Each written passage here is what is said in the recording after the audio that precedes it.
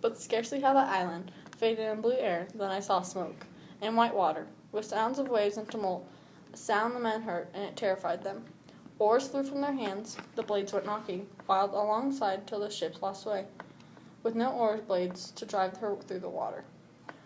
Well, I walked up and down from bow to stern, trying to put heart into them, standing over every oarsman, saying gently, "Friends, have we never been in danger before this? More fearsome is it now?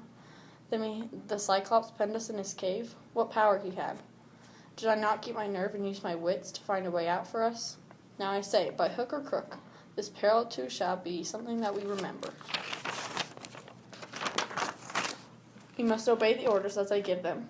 Get the oar shafts in your hands, and lay hard on your benches. Hit these breaking seas. Zeus help us pull away before we founder. You at the tiller, listen, and take in all that I say. The rudders are your duty. Keep her out of the combers and the smoke. Steer for the headland. Watch the drift, or we fetch up in the smolder and you drown us." That was all, and it brought them round to action. But as I sent them on towards Sylla, I told them nothing, as they could do nothing.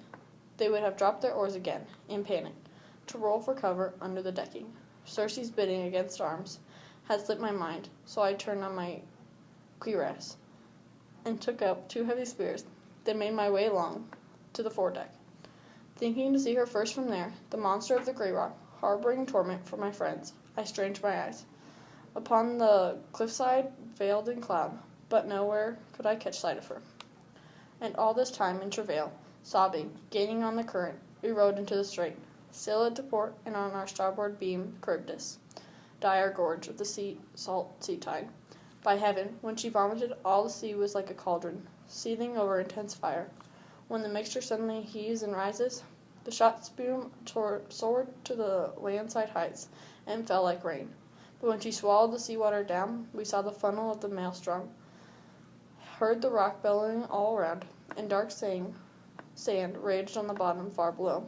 My men all blanched against the gloom. Our eyes were fixed upon the yawning mouth in fear of being devoured. Then Sylla made her strike, whisking 6 of my best men from the ship.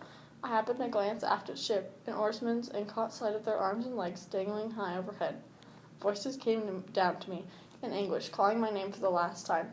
A man served casting on a point of rock for bass or mackerel, whipping his long rod to drop the sinker and the bait far out, would hook a fish and rip it from the surface, to dangling, wriggling through the air.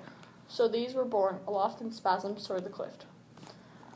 She ate them as they shrieked there, in her den, in the dire grapple, reaching still for me, and deathly pity ran me through. At that sight, far the worst I suffered, questing the passes of the strange sea. We rowed on. The rocks were now behind, Chyrbdis too, and Sylla dropped astern.